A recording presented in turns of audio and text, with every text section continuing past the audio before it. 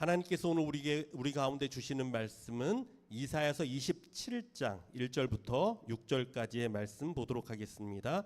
이사야서 27장 1절에서 6절까지 말씀입니다.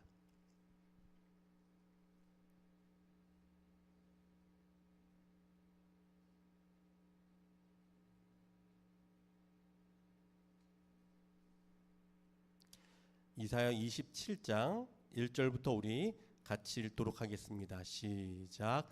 그날에 여호와께서 그의 견고하고 크고 강한 칼로 날랜 뱀 리워야단 곧 꼬불꼬불한 뱀 리워야단을 벌하시며 바다에 있는 용을 죽이시리라.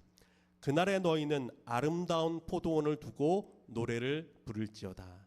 나 여호와는 포도원 지기가 되며 때때로 물을 주며 밤낮으로 간수하여 아무든지 이를 해치지 못하게 하리로다.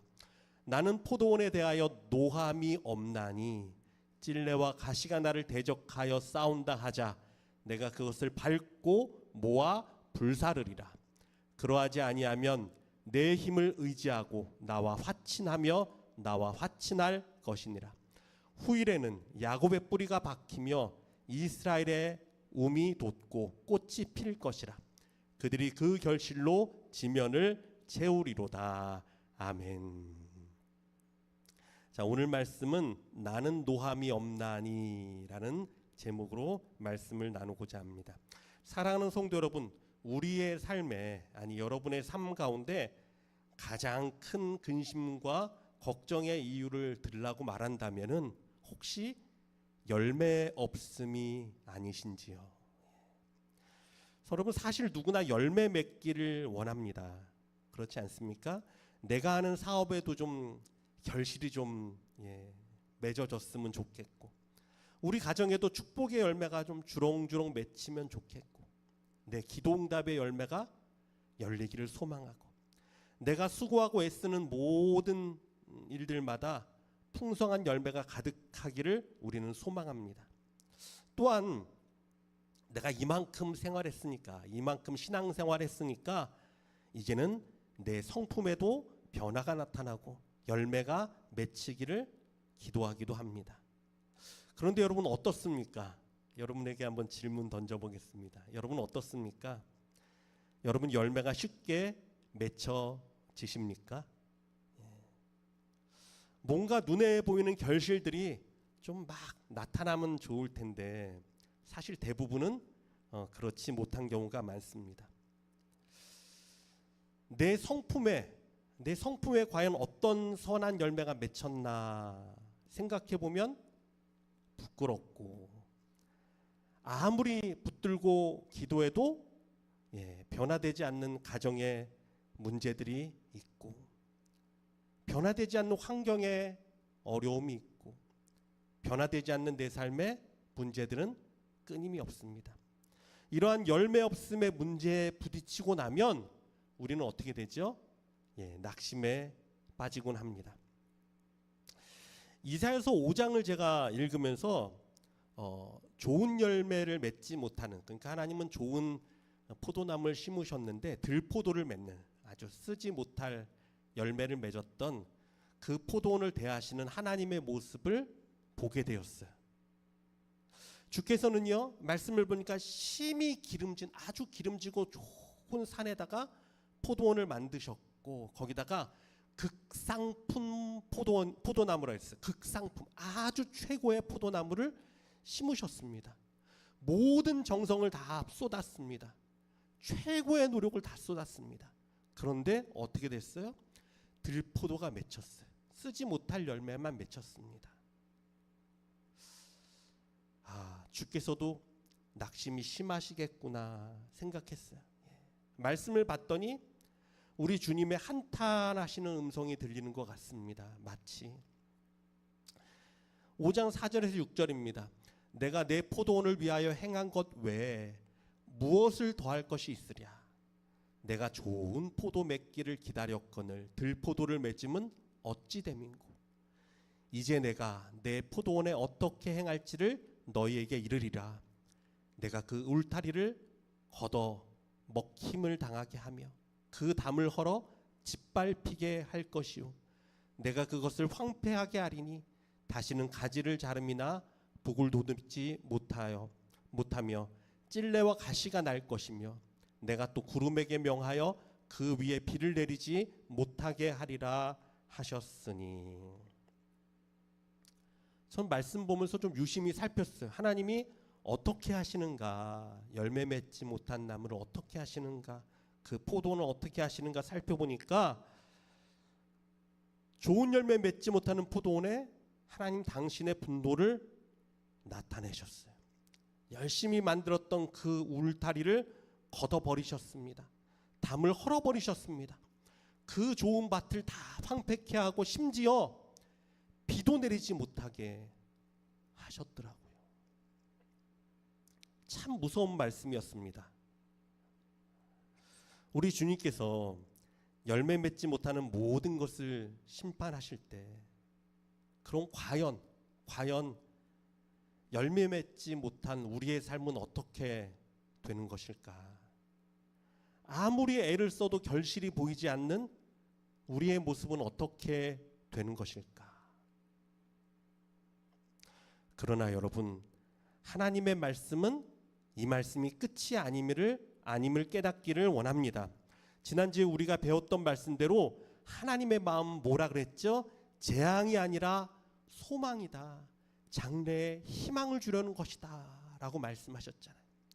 그래서 여러분 이사야서를 보면요, 계속해서 반복되어 나오는 단어가 하나 있습니다. 계속 반복돼요. 그게 뭐냐 하면 바로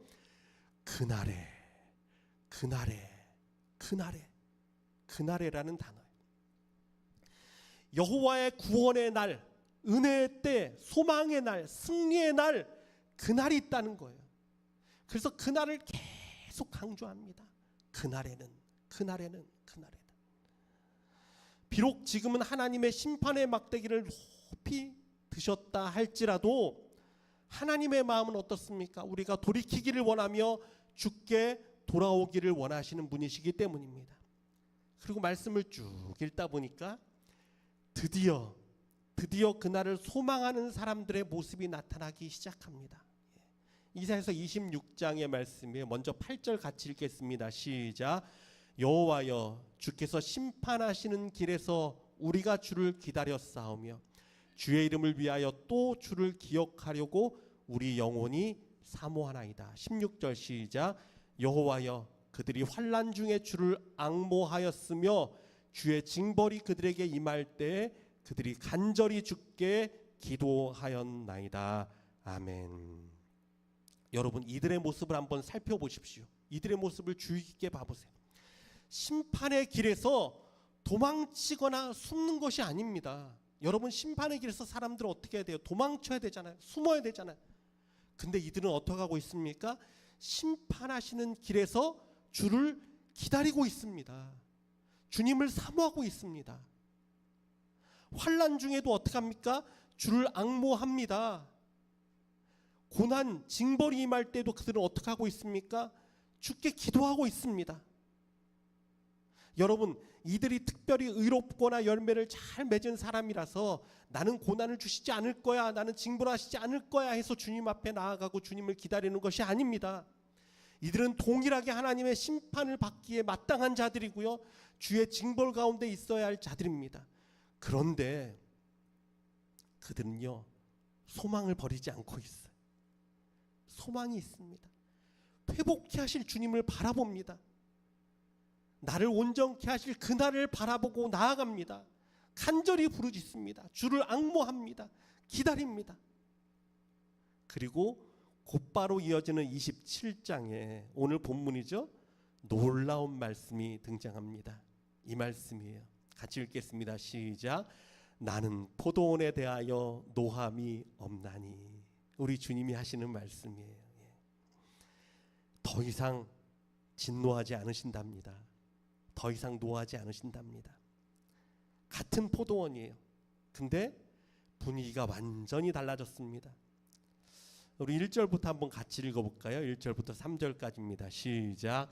그날에 여호와께서 그의 견고하고 크고 강한 칼로 날랜 뱀 리워야단 곧 꼬불꼬불한 뱀 리워야단을 벌하시며 바다에 있는 용을 죽이시리라.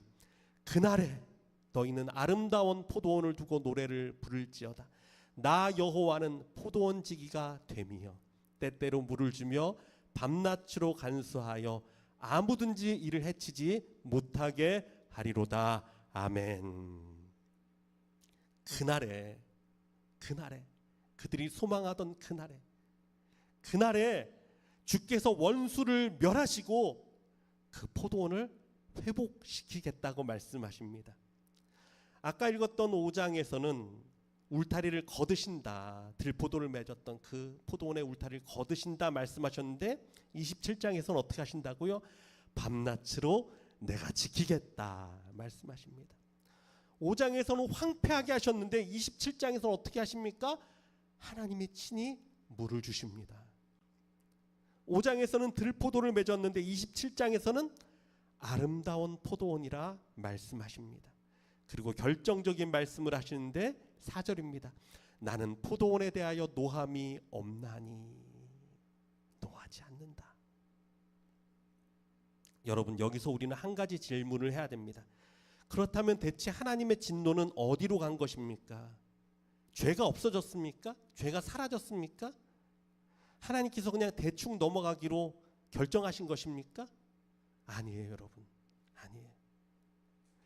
이사야 27장 자체가 그 답을 줍니다. 9절 말씀입니다. 같이 읽습니다. 시작.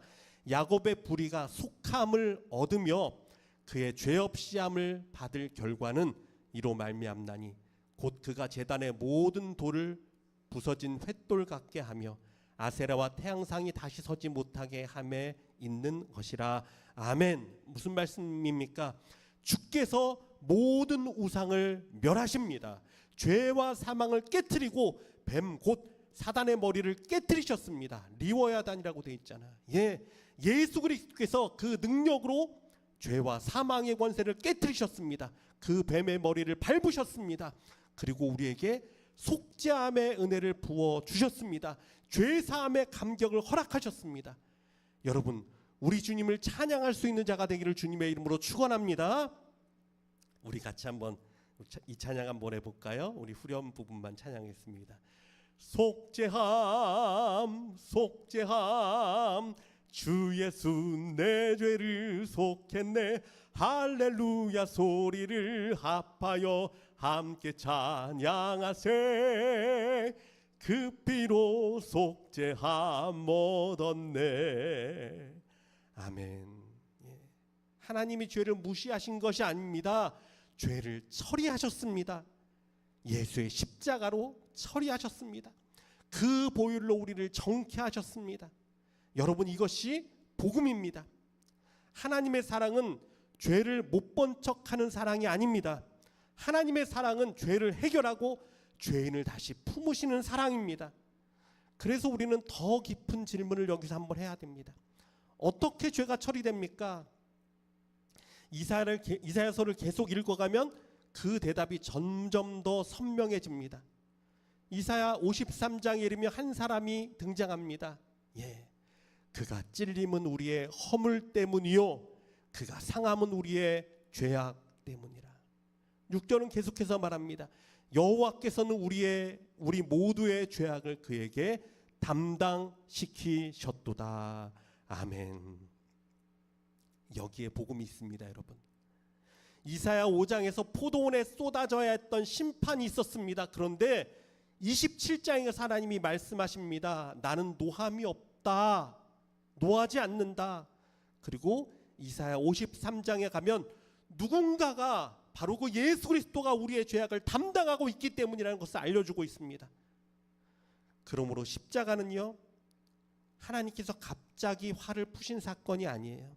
십자가는 하나님의 사랑과 공의가 함께 나타난 사건입니다. 그 심판을 예수님께서 담당하신 것입니다. 그래서 여러분, 우리가 그리스도 안에서 하나님 앞에 나아가잖아요. 그럼 우리가 들을 수 있는 음성이 있습니다. 무엇입니까? 나는 너를 향하여 노함이 없다.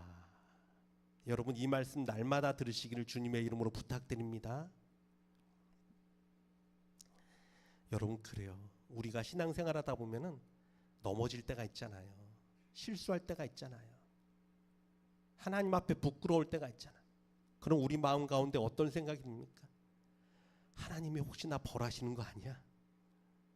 하나님이 이것으로 인해서 나한테 큰 어려움 주시는 거 아니야?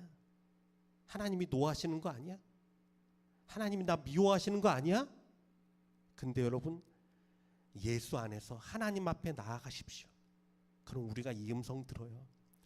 얘야, 나는 너에 대해서 노하지 않는다. 화내지 않는다. 왜? 예수가 너의 모든 죄악을 담당했기 때문이다. 여러분, 이 음성을 날마다 들을 수 있는 자들 되시길 주님의 이름으로 부탁드립니다. 근데 저는 이사야 27장에서 더욱 감동적인 것을 깨닫습니다. 하나님은요, 더 이상 내가 화내지 않겠다, 노하지 않겠다로 끝내는 것이 아니셨어요. 27장 3절을 보면 이렇게 되어 있습니다. 나 여호와는 포도원지기가 되며 때때로 물을 주며 밤낮으로 간수하여 아무든지 이를 해치지 못하게 하리로다. 아멘. 자, 무슨 말씀입니까? 우리 주님께서 친히 다시 돌보겠다. 내가 너를 지키겠다. 내가 너를 먹이겠다. 내가 너를 붙들겠다. 아무도 너를 해치지 못하게 내가 너를 지키겠다 말씀하십니다. 그리고 마침내 6절에는 이렇게 말씀하십니다. 후일에는 야곱의 뿌리가 박히며 이스라엘의 움이 돋고 꽃이 필 것이라. 그들이 그 결실로 지면을 채우리로다. 아멘. 이제는 예수 그리스도로 말미암는 열매가 온 땅을 덮는답니다. 지면을 덮는답니다. 여러분, 저와 여러분이 온 땅을 덮는 하나님의 은혜, 하나님의 열매 맺는 자들 되시길 주님의 이름으로 축원합니다. 어떻게? 내 열심으로, 내 능력으로, 내 재능으로, 내 지혜로? 아니에요. 예수 안에서.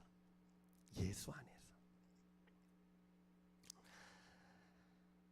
포도원이 달라졌기 때문이 아닙니다. 포도원 지기가 포도원을 포기하지 않으셨기 때문이에요. 여기서 우리는요, 예수님의 말씀을 떠올립니다. 예수님 말씀하셨어요. 같이 읽습니다. 시작. 나는 참 포도나무여 내 아버지는 농부라. 5절 말씀 시작.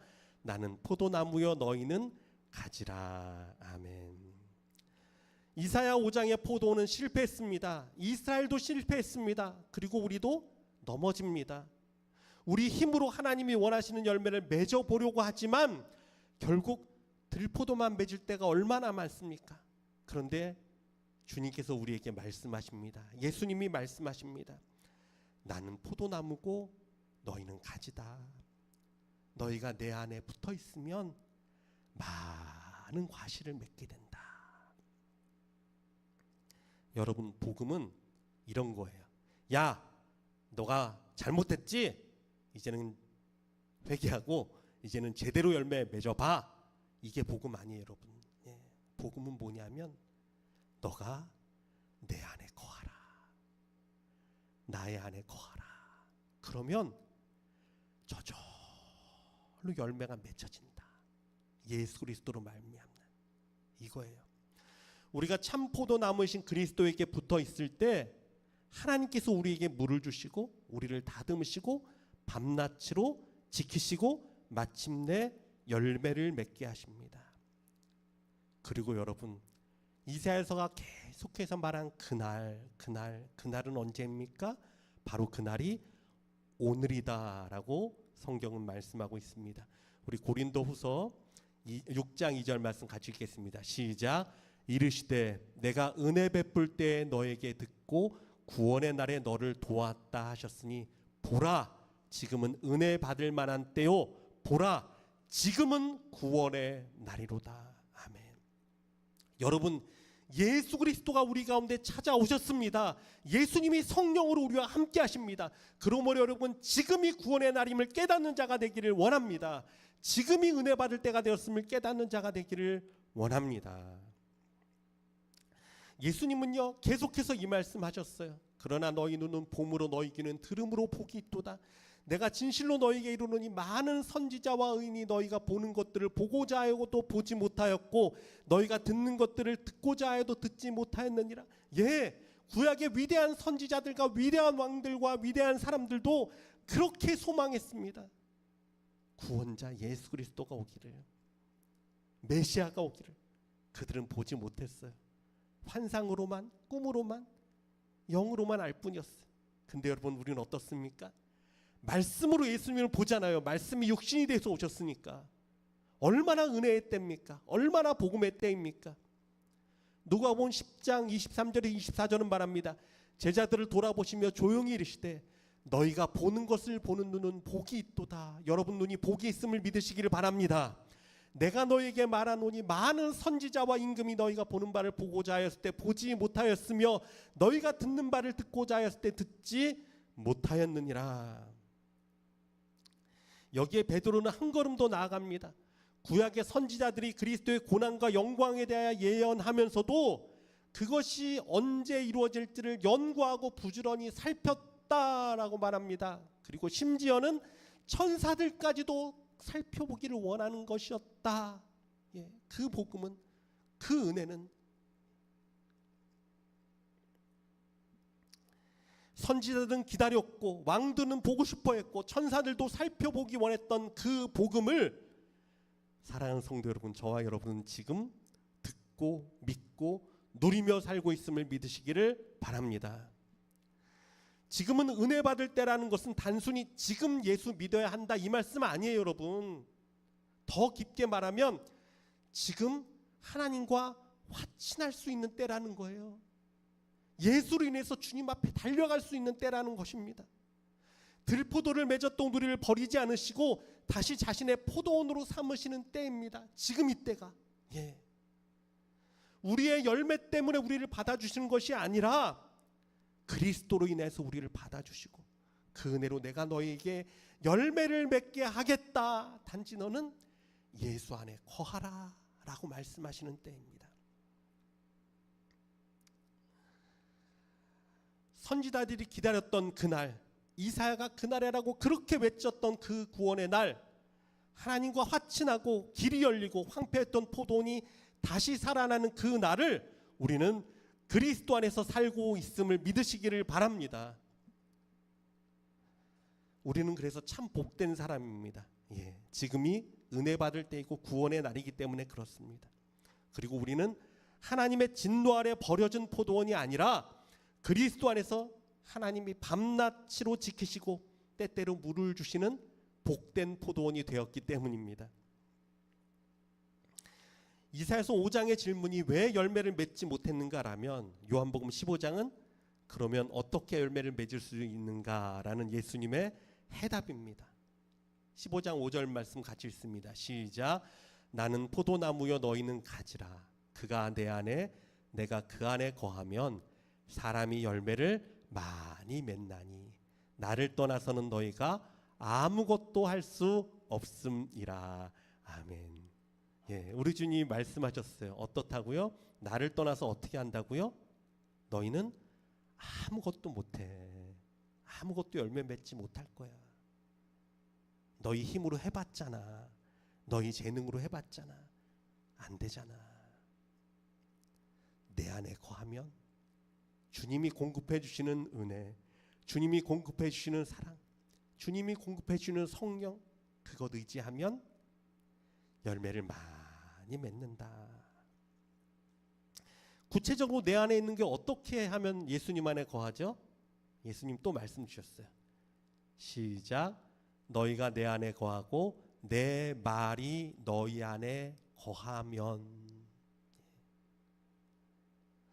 순종해서 예수 안에 들어가는 것이 아니에요, 여러분. 순종 먼저 아니에요. 내가 예수 안에 거하기 때문에 순종하는 거예요. 예수님의 말씀을 내가 마음에 품고 있기 때문에 그 말씀이 이루어지는 거예요. 여러분, 그래서 말씀이 이렇게 중요해요. 말씀 붙들어야 돼요, 여러분. 내가 말씀 붙들고 하루를 어떻게 살 것인가? 이 말씀이 나를 어떻게 인도하는가? 여러분, 날 날마다 말씀 가운데 거하는 자들 되길 주님의 이름으로 축원합니다. 이것이 예수 안에 거하는 방법이래요. 예. 그렇지 않으면 내가 그 안에서 떠나는 거예요. 여러분, 가지가 열매를 만들기 때문에 나무에 붙어 있는 거 아니에요. 예. 가지 뚝 꺾어버리면요 그냥 다 말라 죽어버려요. 불에 던질 수밖에 없어요. 근데 여러분, 한국에 겨울에 가잖아요. 그러면요 전 진짜 그거 보고 은혜 받았어요. 나무가 있는데 가지가 죽은 것 같아요. 다 말랐어요. 잎도 하나도 없어요. 진짜로 한번 만지잖아요. 뚝 부러져요. 근데 여러분, 신기하게 때가 되잖아요. 봄이 되잖아요. 죽어 보였던 그 가지에서 잎사귀가 납니다. 꽃이 핍니다. 열매가 맺힙니다. 사랑하는 성도 여러분, 제가 그래서 정말 힘든 성도에겐 그 얘기예요. 정말 어렵고 힘들어서 손 하나 까딱할 수 없는 그런 상황에 있다면 괜찮아요. 성도님, 아무것도 하지 말아요. 아무것도 안 해도 돼. 괜찮아. 그냥 예수님 안에 붙어만 있어. 그냥 예수님만 붙들고 있어. 특별히 안 해도 괜찮아. 주님 안에만 있어. 예수님 안에 붙어만 있어. 그러면 때가 되잖아요. 예. 하나님의 은혜의 때가 되고 하나님의 회복의 때가 되잖아요. 그러면 내가 한 게 아무것도 없는 것 같은데 하나님이 살게 해주십니다. 하나님이 꽃을 피게 하십니다. 하나님이 열매 맺게 하십니다. 여러분, 이 비밀을 아는 자들 되시길 주님의 이름으로 축원합니다. 예수 안에 붙어 있으십시오. 날마다 예수 안에 거하십시오. 예수의 말씀 안에 늘 거하십시오. 이게 생명이에요. 이게 구원이에요. 이게 복음이에요. 여러분, 한 가지 더 놀라운 사실을 깨닫습니다. 예. 내가 예수님 붙드는 거 아니라 예수님이 먼저 나를 붙드셨다라는 사실이에요. 요한복음 15장에서 예수님은요 십자가를 앞두고서 이런 말씀을 하세요. 조금 보면 사실 제자들이 예수님을 다 버리고 도망간단 말이에요. 베드로는 예수님을 3번이나 부인할 거예요. 그런데 예수님이 어떤 말씀을 하시냐면 이 말씀을 하십니다. 우리 같이 읽겠습니다. 시작. 너희가 나를 택한 것이 아니요 내가 너희를 택하여 세웠나니. 아멘. 여러분, 이 말씀 여러분에게 은혜가 되길 원합니다. 내가 쓰러질 것 같을 때 저도 마찬가지고 여러분도 다 마찬가지일 거예요. 내가 참 부족하구나. 내가 참 한계 같다. 난 정말 안 되는가 보다. 이런 생각이 들 수도 있잖아요. 그렇죠? 그때 주님 말씀하십니다. 얘야, 너가 나 택한 게 아니라 내가 너 택했어. 내가 너 붙든 거야. 너가 나한테 헌신해서 목사 된 거 아니야. 내가 너를 택했다. 너가 뭔가 잘나서 권사, 장로, 집사 세운 거 아니야. 너가 노래 잘해서 찬양단 세운 거 아니야. 내가 너를 세웠다. 내가 너를 붙들었다. 여러분, 이 말씀 붙들기를 주님의 이름으로 축원합니다. 그러면 일어날 수 있어요. 주님, 그렇죠. 내가 넘어질 거 다 아시지만 하나님 나를 세우셨죠. 베드로 예수님 부인할 거 아셨지만 말씀하셨잖아요. 내가 너 택했다. 내가 너 반드시 열매 맺게 할 거다. 내가 너 반드시 귀하게 쓸 거다. 여러분, 이 음성 가운데 회복이 있기를 주님의 이름으로 축원합니다. 사랑하는 성도 여러분, 예수 안에 거한다는 것을 쉽게 표현하면 이렇게 말할 수 있을 거예요. 예수님 떠나서 살 수 없는 것을 내가 인정하고 계속해서 그분께로 돌아오는 것입니다. 예. 말씀으로 돌아오고 기도로 돌아오고 회개하고 돌아오고 넘어졌어도 다시 돌아가고. 왜? 주님이 택했잖아요. 하나님 아시잖아요. 내가 이럴 거 아시잖아요. 하나님 나 못난 거 아시잖아요. 그래도 주님 택했잖아요. 어떡합니까? 내가 갈 데가 어디 있습니까? 주님밖에 없습니다. 돌아가고. 거한다라는 것은 한 번도 흔들리지 않는다는 것이 아닙니다. 흔들릴 때마다 다시금 주님께로 돌아오는 삶입니다. 그리고 그렇게 주님께 붙어 있으면, 주님 안에 있으면 어느 순간 가지가 애써서 포도를 만들지 않아도 그리스도의 생명이 그 가지를 통해 우리를 통해 열매를 맺고 풍성케 되고 놀라운 은혜가 흐를 줄 믿습니다. 나의 안에 거하라. 이것이 바로 우리가 사는 은혜 시대의 복음임을 믿으시기를 바랍니다. 우리 같이 주님, 그렇죠 주님, 우리 성도들 가운데 남들이 볼 수 없는 상처가 있습니다. 아픔이 있습니다. 아무리 열매 맺으려고 해도 맺혀지지 않는 그 답답함이 있습니다. 변하지 않는 환경이 있습니다. 변하지 않는 모습들이 참 많이 있습니다.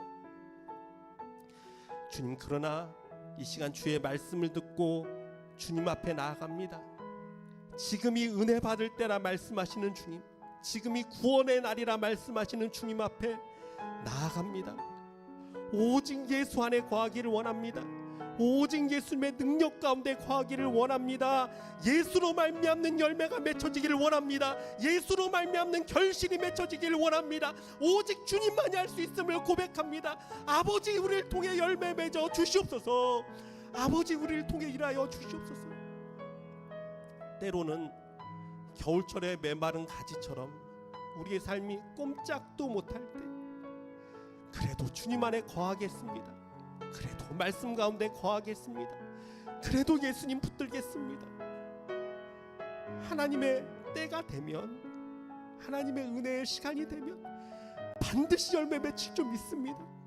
반드시 풍성한 은혜가 넘칠 줄 믿사오니 하나님이여 속히 그날을 우리 성도들에게 당겨주시고 하나님 속히 역사하여 주셔서 예수로 말미암는 풍성한 은혜를 누리도록 성령님이여 역사하여 주시고 인도하여 주시옵소서. 지금은 우리 주 예수 그리스도의 은혜와 하나님의 극진하신 사랑과 성령님의 위로 감동 역사하시는 충만하신 은혜가 오직 예수 안에 소망이 있음을 깨닫고 예수 안에서 열매 맺기를 바라며 오직 그 안에 거하기를 다짐하는 여기 모인 모든 성도들의 심령 가운데, 사랑하는 우리들의 자녀들 가운데, 우리 선교사님과 이 땅과 열방 가운데 지금부터 영원토록 항상 함께 계시기를 축원하옵나이다. 아멘.